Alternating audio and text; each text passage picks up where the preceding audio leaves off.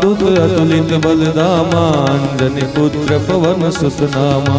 महावीर विक्रम बजरंगी कुमत निवार सुमति के संगी कंचन वरण विराज सुवेशा कानन कुंडल कुंचित केसा। हाथ वज्र वरुध्वजा विराजे कांधे मूंज जनेऊ साजे शंकर सुवन केसरी नंदन तेज प्रताप महाजगवंदन। विद्यावान गुणी अति चातुर राम काज करिबे को आतुर प्रभु चरित्र सुनिबे को रसिया राम लखन सीता मन बसिया। सूक्ष्म रूप धरि सियहि दिखावा विकट रूप धरि लंक जरावा। भीम रूप धरि असुर संहारे रामचंद्र जी के काज सवारे। लाय सजीवन लखन जियाए श्री रघुवीर हर्षि उर लाए। रघुपति की बहुत बड़ाई तुम मम प्रिय भरत सम भाई। सहस बदन तुम रोजस गावे अस कहि श्रीपति कंठ लगावे।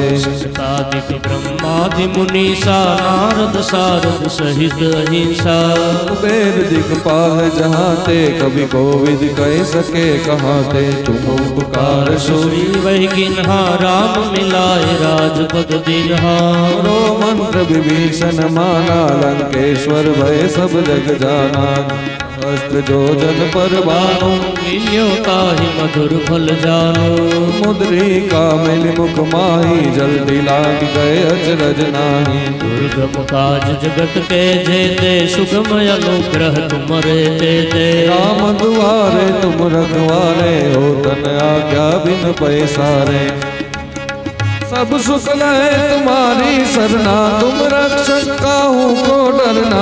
आपन तेज समारो आपे तीनों लोक हाँकते कापे। भूत पिशाच निकट नहीं आवे महावीर जब नाम सुनावे। नाशे रोग हरे सब पीड़ा जपत निरंतर हनुमत वीरा। संकट से हनुमान छुड़ावे मन क्रम वचन ध्यान जो लावे। सब पर राम तपस्वी राजा तिनके काज सकल तुम साजा। और मनोरथ जो कोई लावे सोई अमित जीवन फल पावे। चारों जुग प्रताप तुम्हारा है प्रसिद्ध जगत उजियारा। संत के तुम रखवारे असुर निकंदन राम दुलारे। अष्ट सिद्धि नव के दाता असबर दीन जानकी माता। राम रसायन तुमरे पासा सदा रहो रघुपति के दासा। तुमरे भजन राम को पावे जन्म जन्म के दुख विसरावे। अंत काल रघुवरपुर जाई जहाँ जन्म हरि भक्त कहाई। और देवता चित्तन धरई हनुमत से सर्व सुख करई। संकट कटे मिटे सब पीरा जो सुमिरे हनुमत बलबीरा। जय जय जय हनुमान गोसाई कृपा करो गुरुदेव की नाई। यह सत बार पाठ कर कोई छूटे बंदी महासुख होई। सोय बड़े हनुमान चालीसा होई सिद्धि साखी गौरीसा। तुलसीदास सदारि चेरा की दे नाथ हृदय महादे। पवन तनय संकट हरण मंगल मूर्ति रूप। राम लखन सीता सहित हृदय बसो सुरभूप। सियावर रामचंद्र की जय पवन सुत हनुमान की जय। उमापति महादेव की जय बोलो वै सब संतन की जय। ભલે મહેનત કરવી જોઈએ, પરિશ્રમ કરવો જોઈએ, પુરુષાર્થ કરવો જોઈએ. અને શાસ્ત્ર એમ કહે છે કે તમારામાં જેટલું સામર્થ્ય હોય એટલું સામર્થ્ય એકત્રિત કરી અને સંપત્તિ કમાવેની ના નથી.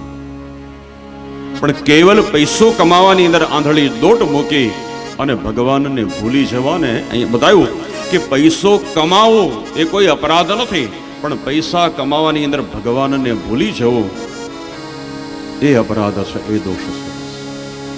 તો જન્મ લાભ પરામ પુંસા.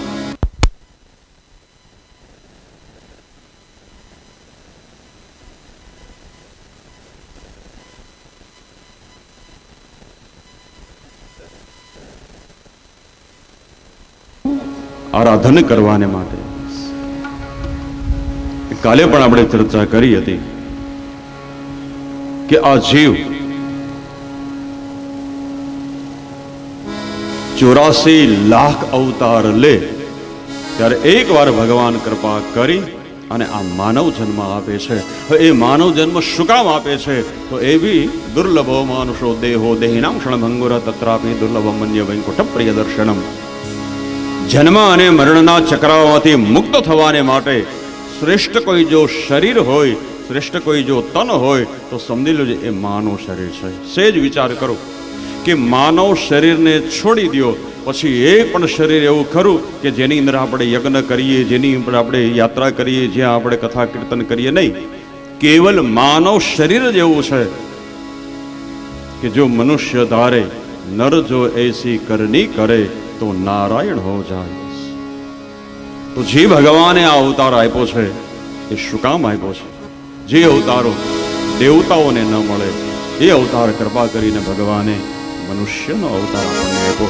એટલે તો આ કીર્તનમાં બહુ સારા શબ્દો. અવતાર માનવીનો ફરીને નહીં મળે. અવતાર માનવીનો ફરીને નહીં મળે. અવતાર માનવીનો ફરીને નહીં મળે. અવતાર માનવીનો ફરીને નહીં મળે. અવસર તરી જવાનો, અવસર તરી જવાનો, અવસર તરી જવાનો, અવસર તરી જવાનો ફરીને નહીં મળે. અવતાર માનવીનો ફરીને નહીં મળે.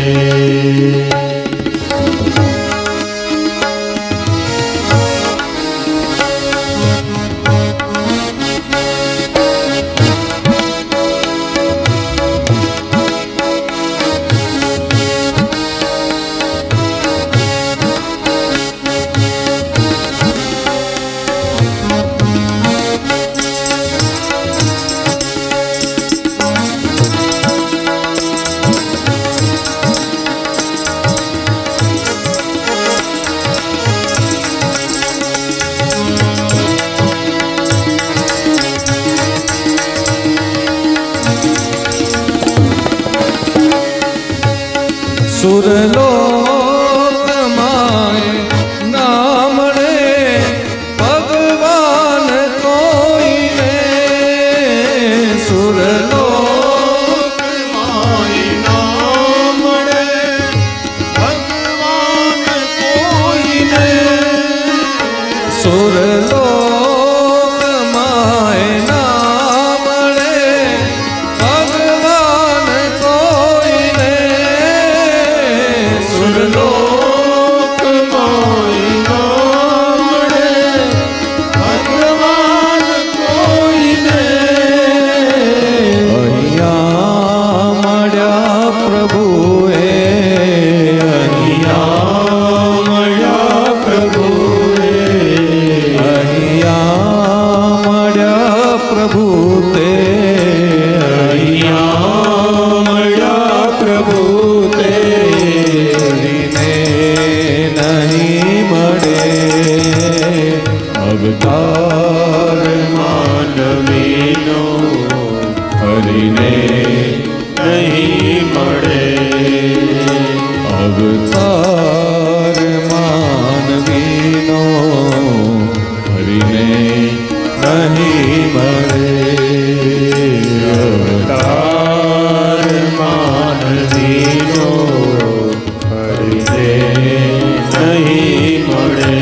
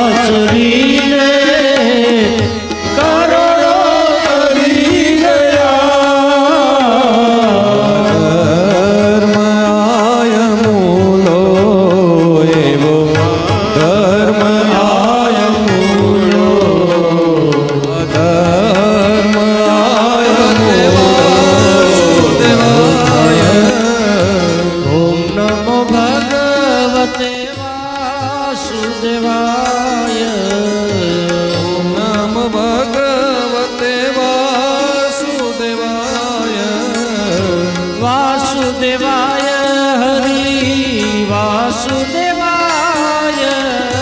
વાસુદેવાય હરિ વાસુદેવાય વાસુદેવાય હરિ વાસુદેવાય વાસુદેવાય હરિ વાસુદેવાય વાસુદેવાય હરિ વાસુદેવાય વાસુદેવાય હરિ વાસુદેવાય વાસુદેવાય હરિ વાસુદેવાય વાસુદેવાય હરિ વાસુદેવાય ઓમ નમો ભગવતે વાસુદેવાય ઓમ નમો ભગવતે વાસુદેવાય ઓમ નમો ભગવતે વાસુદેવાય ભગવતે વાસુદેવાય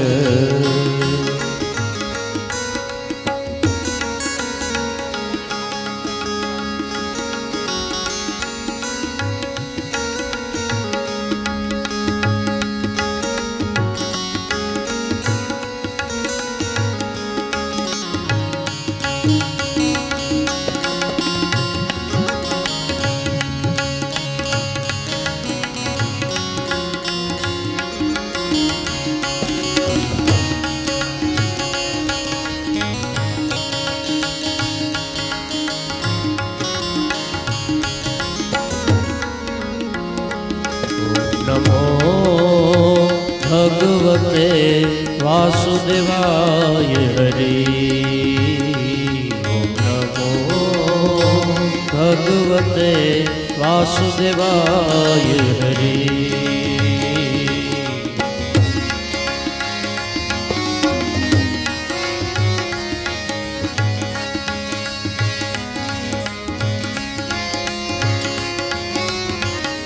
વાસુદેવાય હરિ વાસુદેવાય વાસુદેવાય હરિ વાસુદેવાય વાસુદેવાય હરિ વાસુદેવાય વાસુદેવાય હરિ વાસુદેવાય વાસુદેવાય હરિ વાસુદેવાય વાસુદેવાય હરિ વાસુદેવાય વાસુદેવાય હરિ વાસુદેવાય વાસુદેવાય હરિ વાસુદેવાય વાસુદેવાય હરિ વાસુદેવાય વાસુદેવાય હરિ વાસુદેવાય નમો ભગવતે વાસુદેવાય હરિ ઓમ નમો ભગવતે વાસુદેવાય હરિ નમો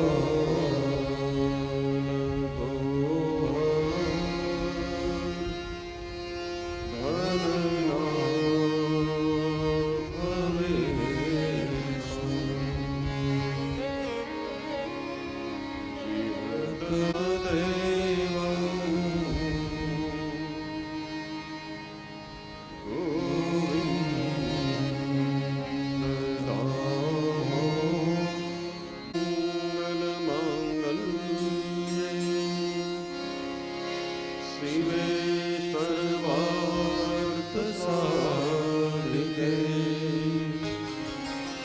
શરણ્યે ત્ર્યંબકે ગૌરી નારાયણી નમોસ્તુતે મૃત્યુંજય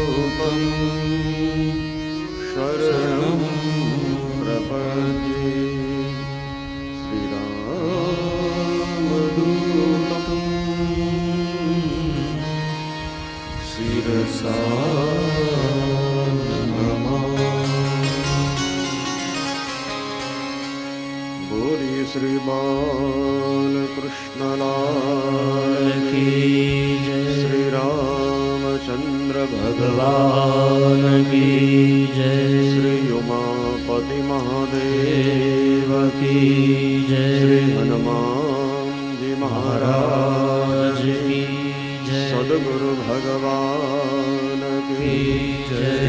नारायण देव की जय। कुलदेवी गायत्री माता की जय। सत्य सनातन धर्म की जय। ओम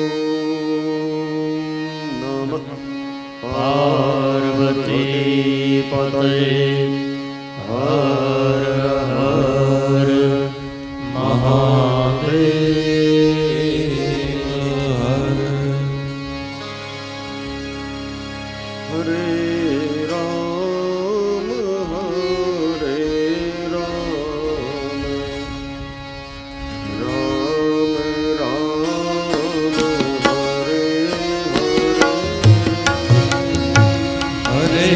राम हरे राम राम राम हरे हरे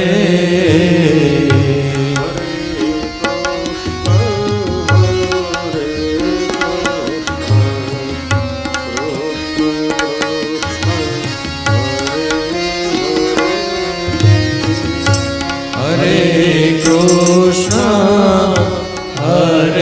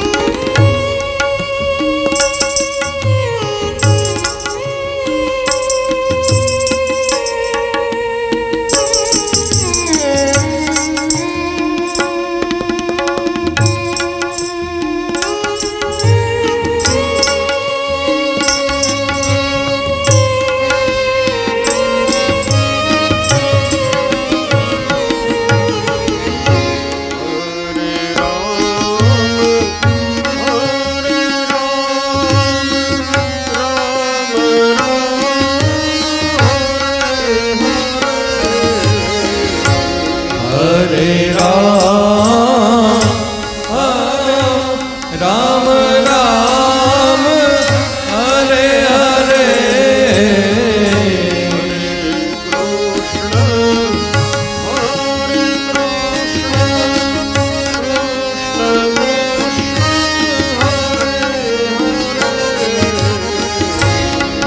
હરે કૃષ્ણ હરે કૃષ્ણ કૃષ્ણ કૃષ્ણ હરે હરે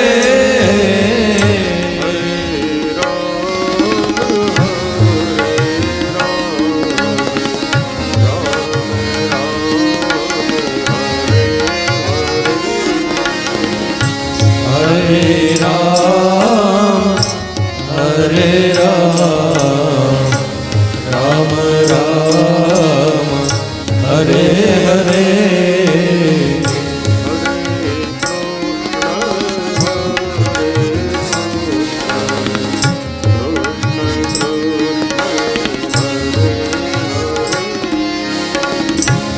હરે કૃષ્ણ હરે કૃષ્ણ કૃષ્ણ કૃષ્ણ હરે હરે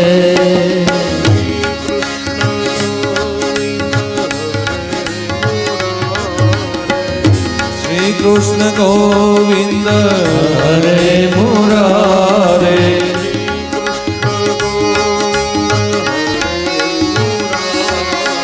શ્રી કૃષ્ણ ગોવિંદ હરે મુરારે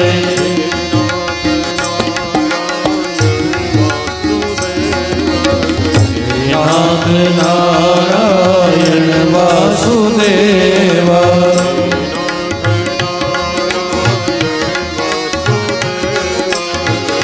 નાથ નારાયણ વાસુદેવા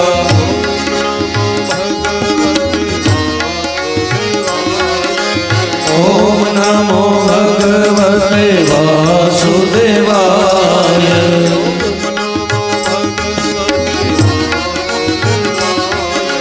ઓમ નમો ભગવતે વાસુદેવાય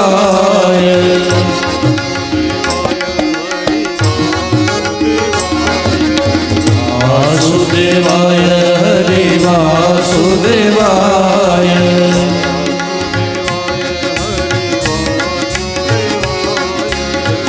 વાસુદેવાય હરિ વાસુદેવાય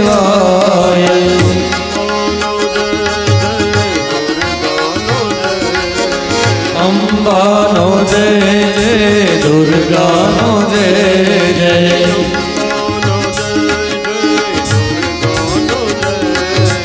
અંબાનો જય જય દુર્ગાનો જય જય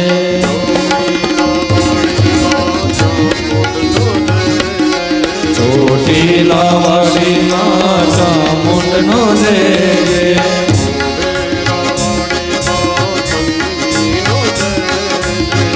મોઢેરાવાળી માતંગીનો જય જય રાજા રામ રામ રામ સીતા રામ રામ રામ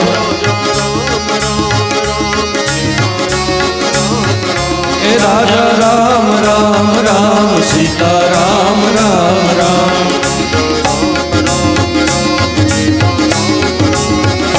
રાજા રામ રામ રામ સીતા રામ રામ રામ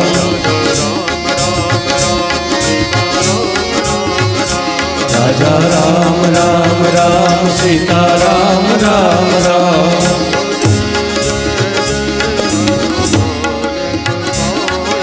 જય જય જય હનુમાન ગુસાઈ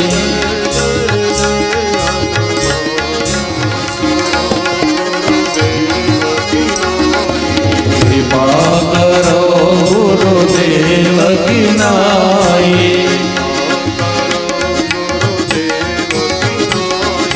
કૃપા કરો ગુરુદેવ કી નાઈ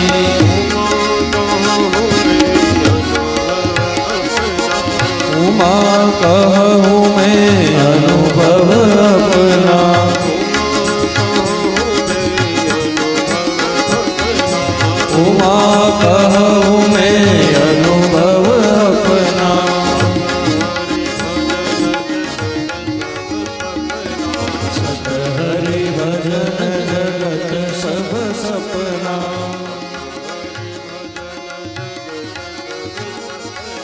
सत हरि भजन जगत सब सपना नमः शिवाय ओम नमः शिवाय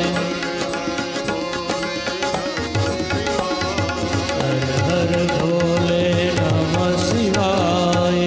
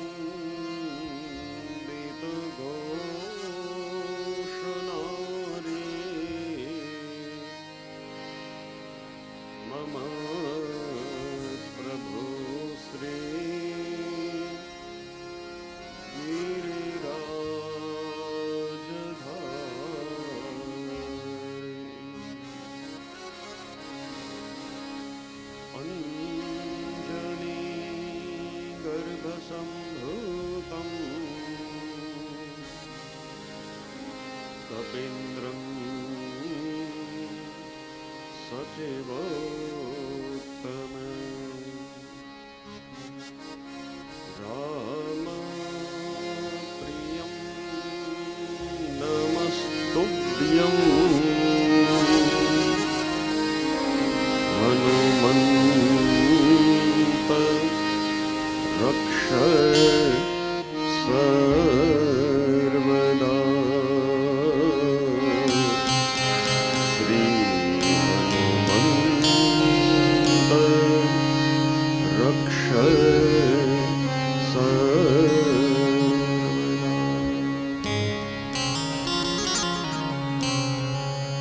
ભગવાન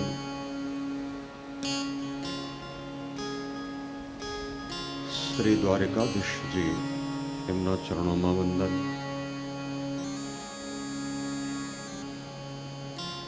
ભગવાન શ્રી કૃષ્ણ એમનું વાણીમય સ્વરૂપ શ્રીમદ ભાગવતજી એમને વંદન. અહીંયા ઉપસ્થિત વિપ્રવૃંદ વાદ્યવૃંદ એમને વંદન અને આપ સર્વ મહાનુભાવો દેવભૂમિ દ્વારિકાની અંદર પધારેલા દરેક ભાઈ બહેનો આ બધાનો અહીંયાથી અભિનંદન. જય શ્રી કૃષ્ણ. જય દ્વારકાધીશ. જય દ્વારકાધીશ.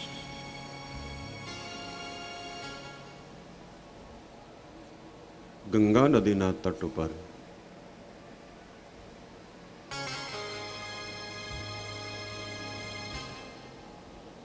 શ્રાપિતથી સમર્પિત બનેલા પરીક્ષિત રાજા વૈરાગ્યનિષ્ઠ, જ્ઞાનનિષ્ઠ, તપોનિષ્ઠ સુખદેવજી મહારાજની પાસે મોક્ષદાયની શ્રી ભાગવતજીની કથા બહુ શ્રદ્ધાથી અને પ્રેમથી સાંભળે છે. સિદ્ધાંત છે કે એકમ ભાગવતમ શાસ્ત્રમ મુક્તિદાને નગર છે. જે મનુષ્ય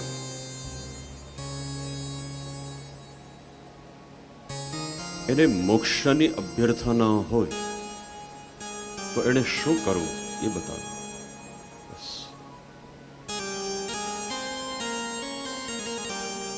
કેવલ શ્રદ્ધાથી અને પ્રેમથી સ્નેહથી ભાગવતજીની કથા વારંવાર સાંભળવી. બસ મુક્તિને માટેનો માર્ગ સરળ બનશે. એકમ ભાગવતમ શાસ્ત્રમ મુક્તિદાને નગર છે.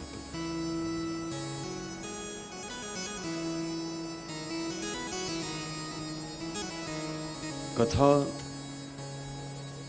કેટલી સાંભળીએ બહુ મહત્વનું નથી,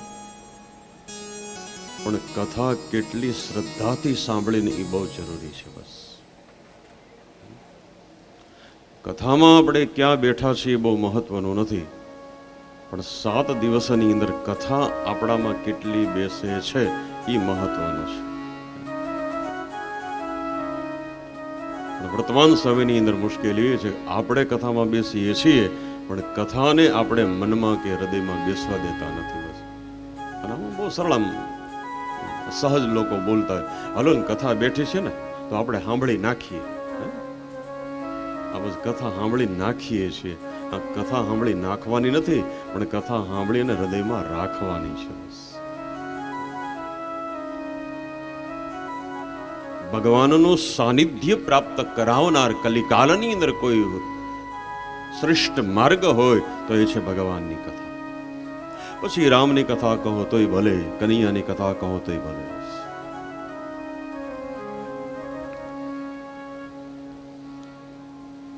કલિકાલની અંદર સમજવા જેવો અને જીવનમાં ઉતારવા જેવી કોઈ વાતો હોય તો એ ભગવાનની કથા છે. તો જ્યારે જ્યારે સમય મળે ત્યારે કથા સાંભળવી છે. એટલે તો આપણે સૌરાષ્ટ્રમાં બેનો આ કીર્તન બહુ સરસ આમ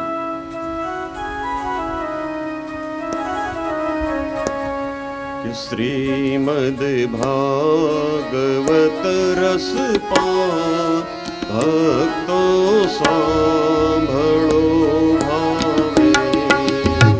શ્રીમદ ભાગવત રસ પાન ભક્તો સાંભળો ભાવે. શ્રીમદ ભાગવત રસ પાન ભક્તો સાંભળો ભાવે. શ્રીમદ ભાગવત રસ પાન ભક્તો સાંભળો ભાવે.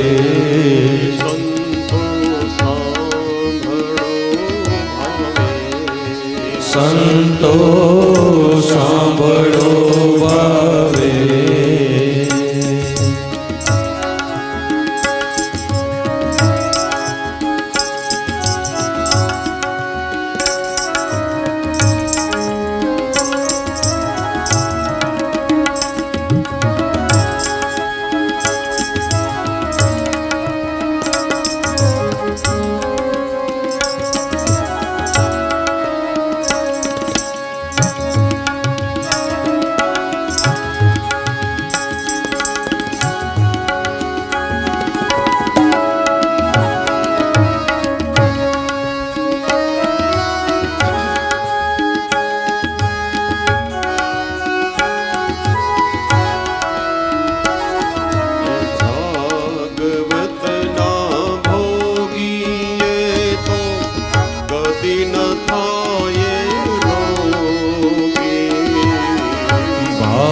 ભાગવતના ભોગીએ તો કદી ન થાય રોગી.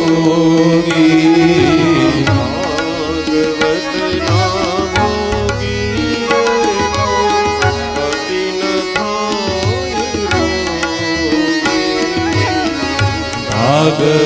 ભાગવતના ભોગીએ તો કદી ન થાય રોગી. એમ કહી ગયા મહાયોગી ભક્તો સાંભળો ભાવે. એમ કહી ગયા મહાયોગી સંતો સાંભળો ભાવે. શ્રીમદ ભાગવત રસ પાન ભક્તો સાંભળો ભાવે. શ્રીમદ ભાગવત રસ પાન સંતો સાંભળો ભાવે.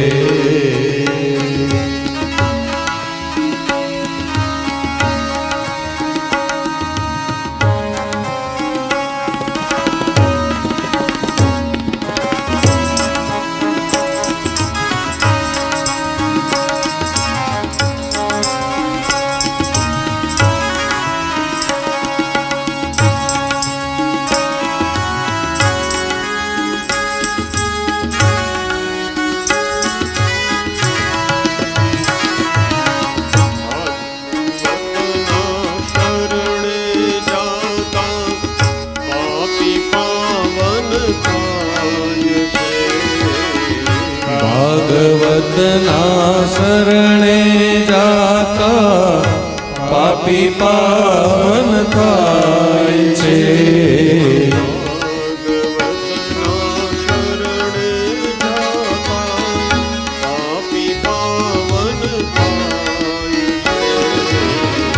ભાગવતના શરણે જાતા પાપી પાવન થાય છે.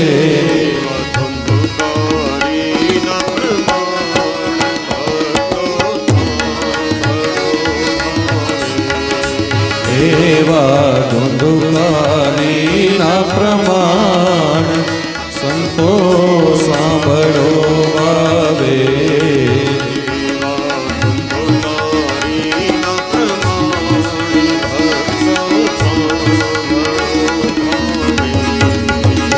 એવા ધુંધુકારીના પ્રમાણ સંતો સાંભળો આવે.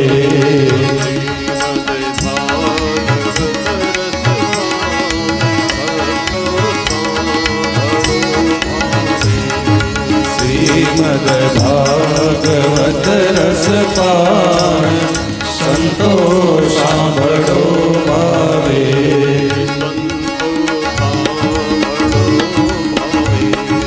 સંતો સાંભળો આવે.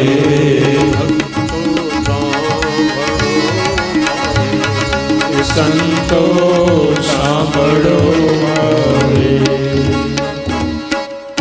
બોલીએ શ્રી ભાગવત ભગવાન કી જય. કીર્તનની અંદર બહુ સરસ વાત બતાવી કે ભાગવતના ભોગી એ કદી ન થાય રોગી. કયો રોગ? ડાયાબિટીસ નહીં, પણ અહીંયા જે વાત બતાવી એ ભવરોગની વાત છે. જીવ માત્રને મોટામાં મોટો રોગ લાગુ પડ્યો છે અને એ રોગનું નામ છે ભવરોગ. વારંવાર જન્મ લેવો અને વારંવાર મરણ પામવું. જગતગુરુ શંકરાચાર્યએ બતાવ્યું કે આ રોગનું નામ છે ભવરોગ.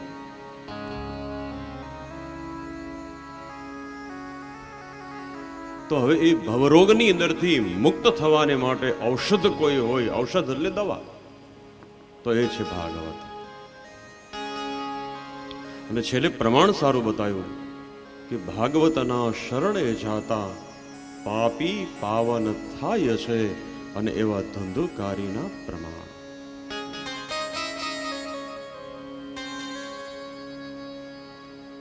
જે વાતને સત્યનું પ્રમાણ મળે એ જ વાત સમાજના લોકો સ્વીકારે. અને ભાગવતની કથા સાંભળી તો ભૂત મટી અને ભગવાનનો દૂત બની ગયો. આવું સામર્થ્ય એ આ ભાગવતની કથા છે. તો રાજા પરીક્ષિતજી એક જ પ્રશ્ન જે આપણે કાલે થોડી ચર્ચા કરી, મહત્વનો એક જ પ્રશ્ન છે કે જે મનુષ્ય એનો મરણકાળ નજીક હોય તો એ મનુષ્ય નરકમાં ન જવું પડે અને નારાયણના દર્શન થાય તો એને માટે કરવું શું? કિમ કર્તવ્ય? એક જ પ્રશ્ન. ચોખૂટ કરી કે બાપજી મારી પાસે હવે બહુ જાજો સમય નથી, 7 દિવસની મારી આવડતા છે, મારે નરકમાં નથી જવું, મારે નારાયણના લોકમાં જવું, તો હવે આ 7 દી કરવું શું? આમ સેજ વિચાર કરીએ તો બહુ સમજવા જેવી અહીંયા વાત છે. પરીક્ષિતને તો એ વાતની ખબર પડી ગઈ હતી કે આજથી 7મા દિવસે મારું મરણ થવાનું છે, પણ આપણને કોઈને ખબર છે કે આપણો શ્વાસ ક્યારે અટકી જશે? જો આપણને ખબર પડે કે 90 વર્ષ સુધી આપણને કાંઈ થવાનું નથી તો એ 88 વર્ષ સુધી ભલે બધી ધુબાકા મારીએ, પછી 2 વર્ષ માળા લઈને દ્વારકામાં આવીને બેસી જાય, જય દ્વારકાધીશ. બીજો પણ એ તો ખબર નથી. અથવા તો સેજ અર્થઘટન એ બતાવ્યું કે માનવ માત્ર એનું મૃત્યુ 7મે દિવસે છે. કઈ રીતે તો બતાવ્યું કે વાર કેટલા બોલો તો ખરા. હા બસ એમ 7 વાર ને. તો આ 7 વારમાંથી આપણા માટે એક વાર નક્કી છે, પણ કયો વાર છે એ આપણને ખબર નથી. આમ વાંધો ક્યાં આવે છે? આ ઓચિંતો વારો આવી જાય છે ને વાંધો ન્યા આવે છે. તમે જુઓ, મહિનાની જે આપણી તારીખ હોય એ તારીખમાં વધઘટ હોય. કોઈ મહિનો 30 દિવસનો હોય, કોઈ મહિનો 31 દિવસનો હોય. પછી આપણી જે સનાતન ધર્મની પરંપરા અનુગત પંચાંગની અંદર જે તિથિઓ આવે, એકમ, બીજ, ત્રીજ, તો એની અંદર વધઘટો હોય. ક્યારેક જોવું તો ધોકો આવી જાય કે નક્કી નહીં. આ વખતે ક્યારેક 2 દશમ હોય, ક્યારેક 2 પાંચમ હોય. પછી આપણા જે 12 મહિનાઓ છે, કારતક, માગશર, તો એની અંદર પણ દર 3 વર્ષે 1 મહિનો વધે, જેને આપણે કહીએ છીએ પુરુષોત્તમ મહિનો. આ વખતે જેઠ મહિનો છે. અને લગભગ જે વર્ષની અંદર પુરુષોત્તમ મહિનો હોય ને એ વર્ષમાં ધોકો હોય ને હોય જ. આ વખતે જેઠ મહિના 2 છે.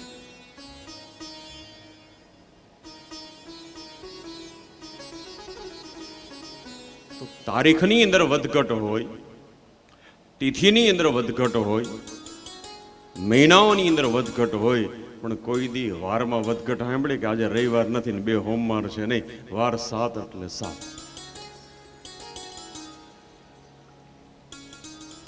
તો પરીક્ષિતજીએ કહ્યું કે ગુરુદેવ, મારી પાસે બહુ ઝાઝો સમય નથી,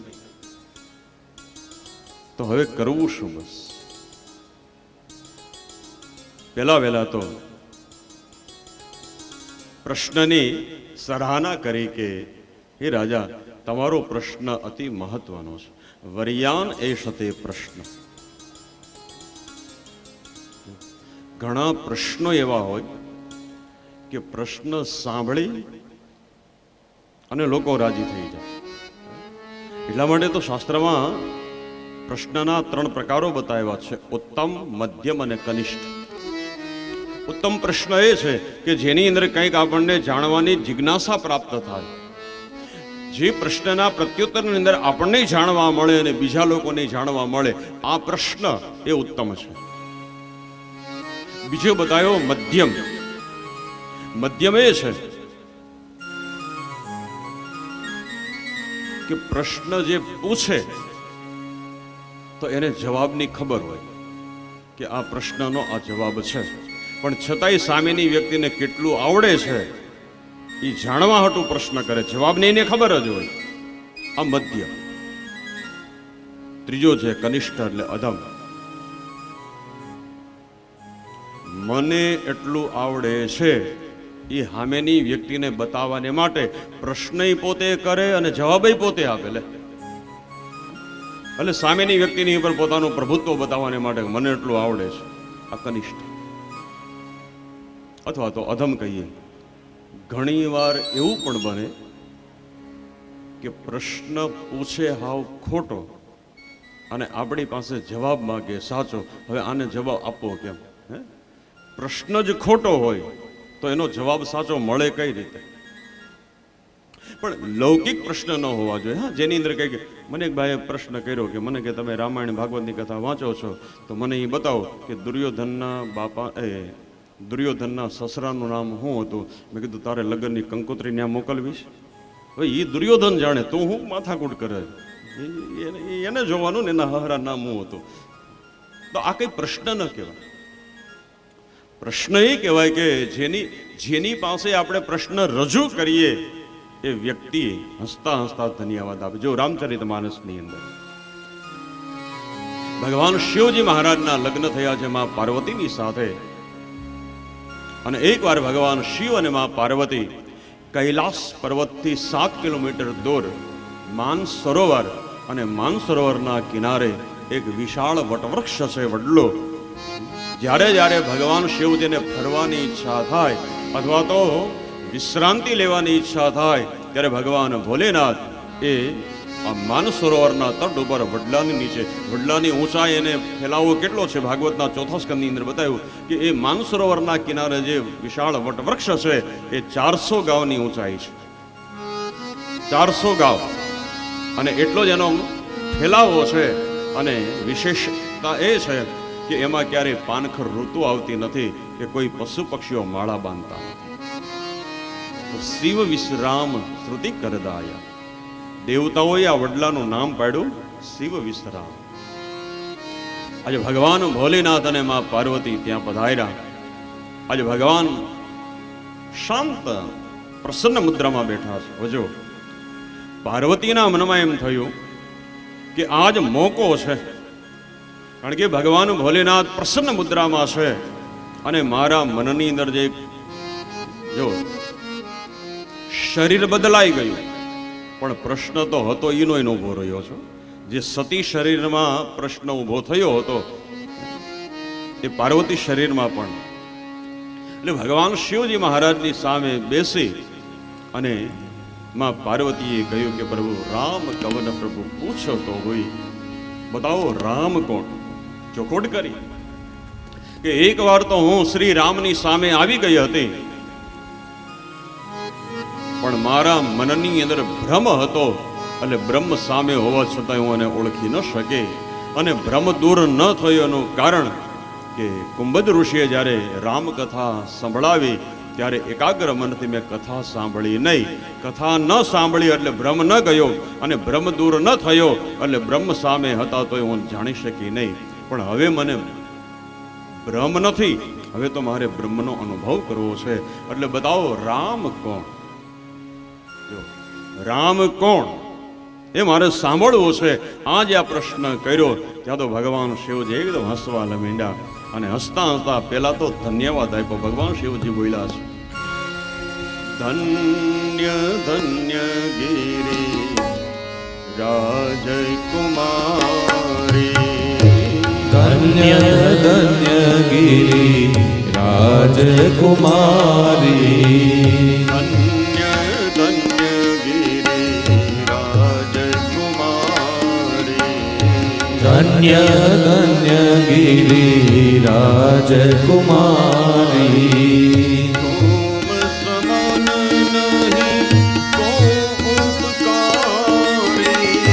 तुम समान नहीं को उपकारी, तुम समान नहीं को उपकारी, तुम समान नहीं को उपकारी.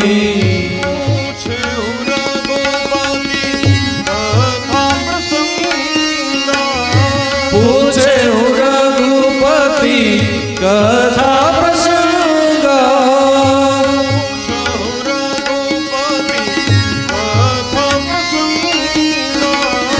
पूछे रघुपति कथा प्रसंगा.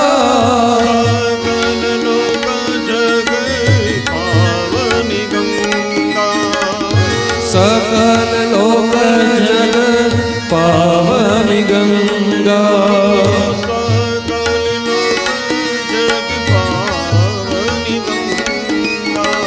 सकल लोक जग पावनी गंगा.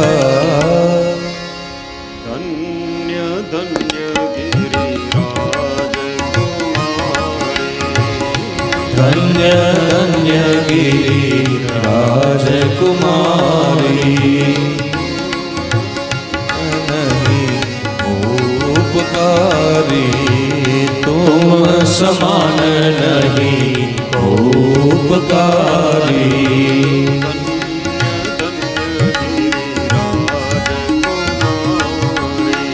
धन्य धन्य गिरि राजकुमारी. માં पार्वतीए जब प्रश्न कर दिया कि राम कौन, पण ત્યાં તો ભગવાન ભોલેનાથ હસતા હસતા ધન્યવાદ આપ્યો, ધન્ય ધન્ય ગિરિરાજ કુમારી. હે દેવી, ધન્યવાદ છે તમને. હે હિમાલયના પુત્રી, तुम समान नहीं को उपकारी. क्यों कि पूछे वो रघुपति कथा प्रसंगा. અને ભગવાન की कथा कैसी है कि सकल लोक जग पावनी गंगा. જે મનુષ્ય ગંગાની અંદર સ્નાન કરે, જે મનુષ્ય ભગવાનની કથા રૂપી રસપાન કરે, તો એના મનના પાપ જે છે બધું દૂર કરે. પાણી એ તન को શુદ્ધ કરતી है અને ભગવાનની વાણી એ મનને શુદ્ધ કરે.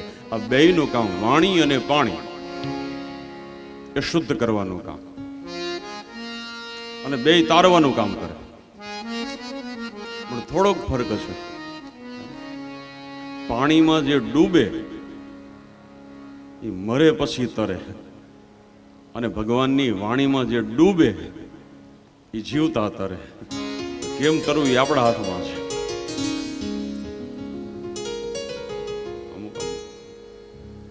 મને એક સૂત્ર મને કોઈ મગલું સમજવા જેવું કે સગા તારાય, સગા તારેય છે અને સગા મારેય છે.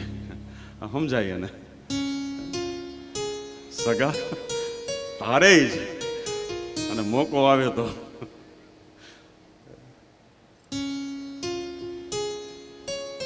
ધન્ય ધન્ય ગિરિરાજ. સુખદેવજી પણ અહીંયા પ્રસન્ન થયા અને કહ્યું, વરિયાન એષ તે પ્રશ્ન કરતો લોકો હિતમ નૃપ રાજા. આ પ્રશ્ન તમારો બહુ ઉત્તમ છે. આમાં તમારું તો હિત છે, પણ સમાજના લોકોનું પણ આમાં શ્રેય સમાયેલું છે.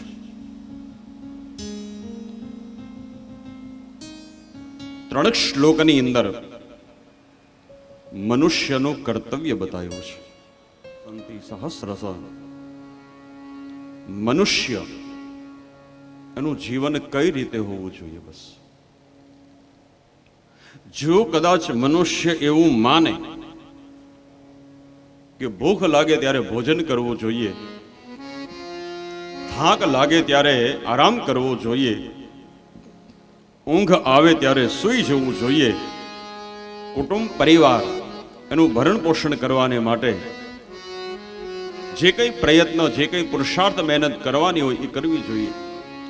હવે જો મનુષ્ય ખાલી આટલું જ લક્ષ્ય વિચારે તો આવું તો પશુ પક્ષીઓ પણ કરે છે. પશુ પક્ષીઓને પણ ભૂખ લાગે એટલે એ ખાવા માટે ગમે ત્યાં નીકળી જાય. એને થાક લાગે એટલે એ ગમે ત્યાં ઝાડવા નીચે બેસીને આરામ કરે. એને ઊંઘ આવે એટલે એ રાત્રે સૂઈ જાય. અને એના પરિવાર એટલે એના બચ્ચાને ભલે મહેનત કરવી જોઈએ, પરિશ્રમ કરવો જોઈએ, પુરુષાર્થ કરવો જોઈએ. અને શાસ્ત્ર એમ કહે છે કે તમારામાં જેટલું સામર્થ્ય હોય એટલું સામર્થ્ય એકત્રિત કરી અને સંપત્તિ કમાવેની ના નથી. પણ કેવલ પૈસો કમાવાની અંદર આંધળી દોટ મૂકી અને ભગવાનને ભૂલી જવાને અહીં બતાવ્યું કે પૈસો કમાવો એ કોઈ અપરાધ નથી, પણ પૈસા કમાવાની અંદર ભગવાનને ભૂલી જવું એ અપરાધ છે, એ દોષ છે. તો જન્મ લાભ પરામ પુંસા.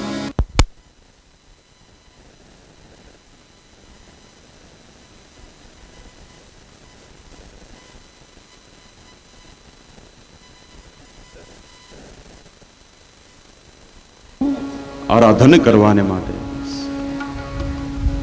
કાલે પણ આપણે ચર્ચા કરી હતી કે આ જીવ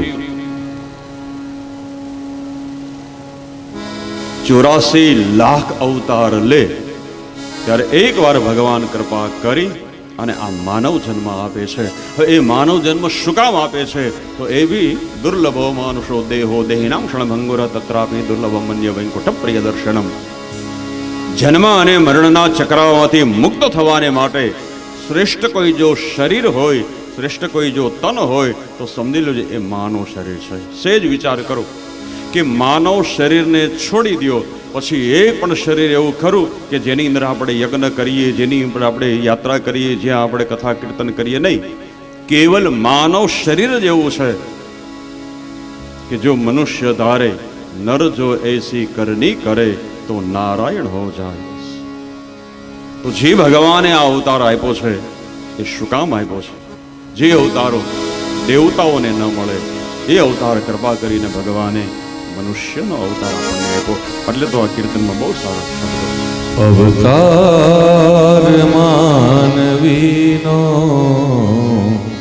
ફરીને નહીં મળે.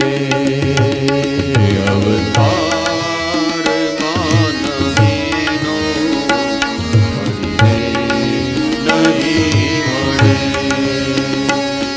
અવતાર માનવીનો ફરીને નહીં મળે. અવતાર માનવીનો ફરીને નહીં મળે. અવસર તરી જવાનો અવસર તરી જવાનો અવસર તરી જવાનો અવસર તરી જવાનો ફરીને નહીં મળે. અવતાર માનવીનો ફરીને નહીં મળે.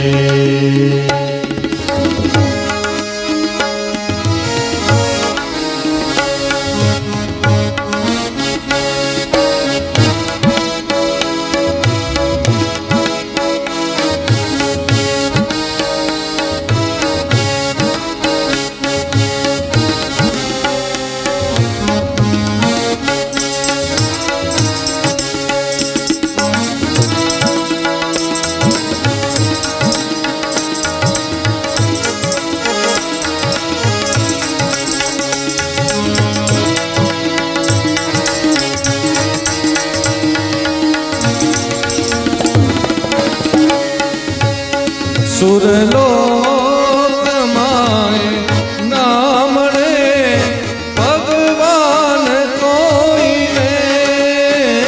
સુરલોકમાં ના મળે ભગવાન કોઈને. સુરલોકમાં ના મળે ભગવાન કોઈને. સુરલોકમાં ના મળે ભગવાન કોઈને. અહીંયા મળ્યા પ્રભુએ, અહીંયા મળ્યા પ્રભુએ, અહીંયા મળ્યા પ્રભુ તે, અહીંયા મળ્યા પ્રભુ તે. નહીં મળે. અવતાર માનવીનો ફરીને નહીં મળે. અવતાર માનવીનો ફરીને નહીં મળે. અવતાર માનવીનો ફરીને નહીં મળે.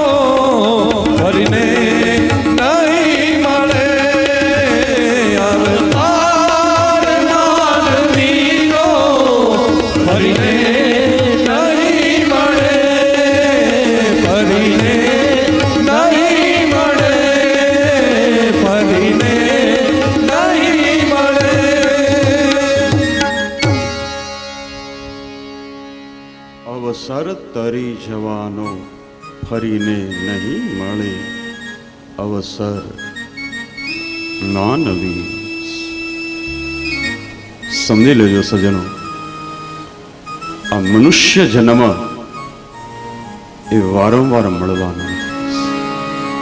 જો વારંવાર મળવાનો હોય તો વિચાર કરી કઈ વાંધો નહીં, આ વખતે આપણે ભૂલ કરીને હવે ભૂલ નહીં કરી, પણ એ આપણને ખબર નથી.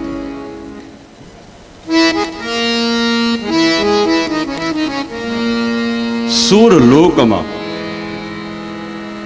સ્વર્ગની અંદર ભગવાન કોઈને મળ્યા નથી અને કોઈને મળવાના નથી, પણ અહીંયા પ્રભુ મળ્યા છે. આ ધરાની ઉપર, આ ભૂમંડળની ઉપર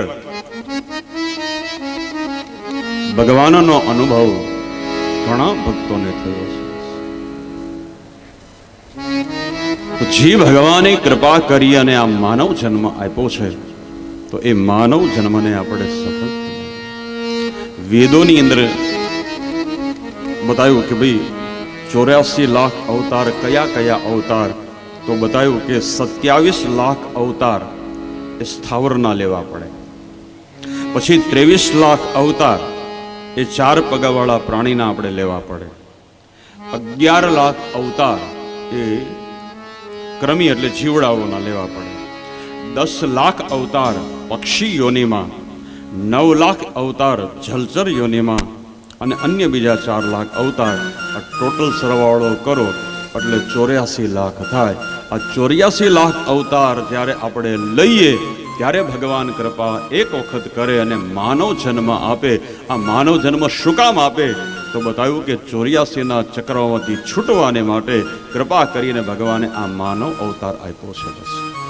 અને અવસર જો ચૂકી ગયા, આ અવસર જો આપણા હાથમાંથી વયો ગયો તો સમજી લેજો પાછા 84ના ચક્રમાં આપણે.